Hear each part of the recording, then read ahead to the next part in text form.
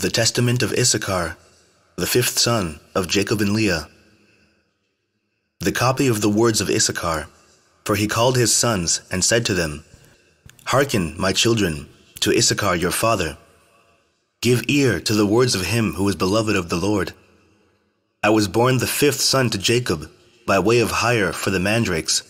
For Reuben my brother brought in mandrakes from the field, and Rachel met him and took them.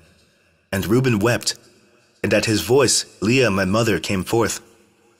Now these mandrakes were sweet-smelling apples, which were produced in the land of Haran below a ravine of water.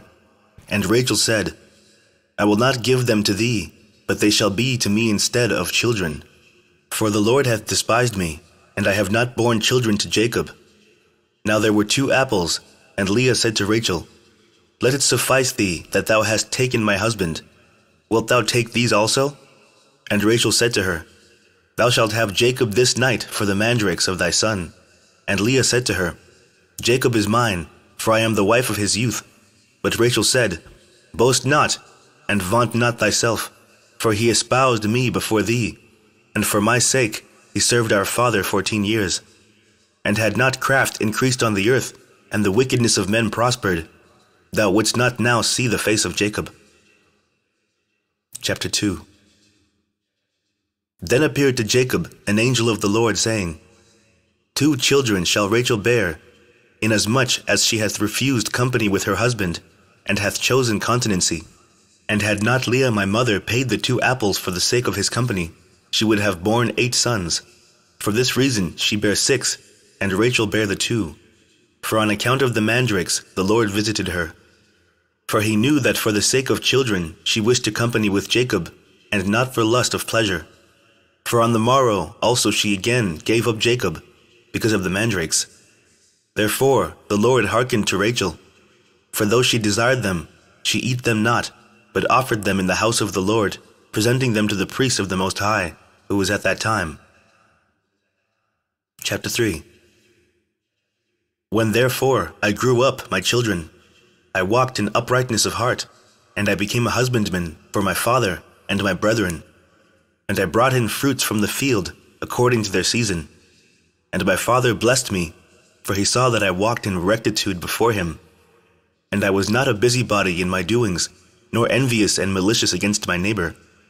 I never slandered anyone, nor did I censure the life of any man, walking as I did in singleness of eye. Therefore, when I was 35 years old, I took to myself a wife, for my labor wore away my strength.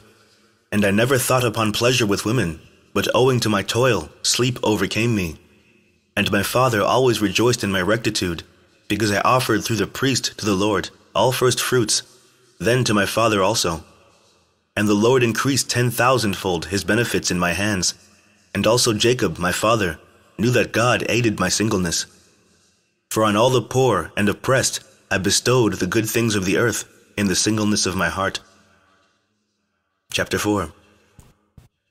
And now hearken to me, my children, and walk in singleness of your heart, for I have seen in it all that is well-pleasing to the Lord. The single-minded man coveteth not gold, he overreacheth not his neighbor, he longeth not after manifold dainties, he delighteth not in varied apparel, he doth not desire to live a long life, but only waiteth for the will of God. And the spirits of deceit have no power against him, for he looketh not on the beauty of women, lest he should pollute his mind with corruption. There is no envy in his thoughts.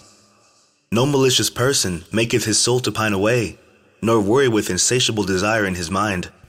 For he walketh in singleness of soul, and beholdeth all things in uprightness of heart, shunning eyes made evil through the error of the world, lest he should see the perversion of any of the commandments of the Lord. Chapter 5. Keep, therefore, my children, the law of God, and get singleness, and walk in guilelessness, not playing the busybody with the business of your neighbor, but love the Lord and your neighbor. Have compassion on the poor and weak. Bow down your back unto husbandry, and toil in labors in all manner of husbandry, offering gifts to the Lord with thanksgiving. For with the first fruits of the earth will the Lord bless you, even as he blessed all the saints from Abel even until now. For no other portion is given to you than the fatness of the earth, whose fruits are raised by toil. For our father Jacob blessed me with blessings of the earth and of first fruits. And Levi and Judah were glorified by the Lord, even among the sons of Jacob. For the Lord gave them an inheritance, and to Levi he gave the priesthood, and to Judah the kingdom. And do ye therefore obey them, and walk in the singleness of your father. For unto Gad hath it been given to destroy the troops that are coming upon Israel. Chapter 6. Know ye therefore, my children, that in the last times your sons will forsake singleness, and will cleave unto insatiable desire, and leaving guilelessness will draw near to malice, and forsaking the commandments of the Lord, they will cleave unto Beliar. And leaving husbandry, they will follow after their own wicked devices, and they shall be dispersed among the Gentiles, and shall serve their enemies. And do you therefore give these commands to your children, that, if they sin, they may the more quickly return to the Lord, for he is merciful, and will deliver them, even to bring them back into their land. Chapter 7. Behold, therefore, as ye see, I am 126 years old, and am not conscious of committing any sin. Except my wife, I have not known any woman. I never committed fornication by the uplifting of my eyes. I drank not wine to be led astray thereby.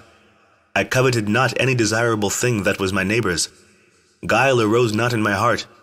A lie passed not through my lips. If any man were in distress, I joined my sighs with his, and I shared my bread with the poor. I wrought godliness all my days. I kept truth. I loved the Lord. Likewise also every man with all his heart. So do you also these things, my children. And every spirit of Beliar shall flee from you, and no deed of wicked men shall rule over you. And every wild beast shall ye subdue, since you have with you the God of heaven and earth, and walk with men in singleness of heart. And having said these things, he commanded his sons that they should carry him up to Hebron, and bury him there in the cave with his fathers. And he stretched out his feet and died, at a good old age, with every limb sound, and with strength unabated. He slept the eternal sleep. The end of the testament of Issachar.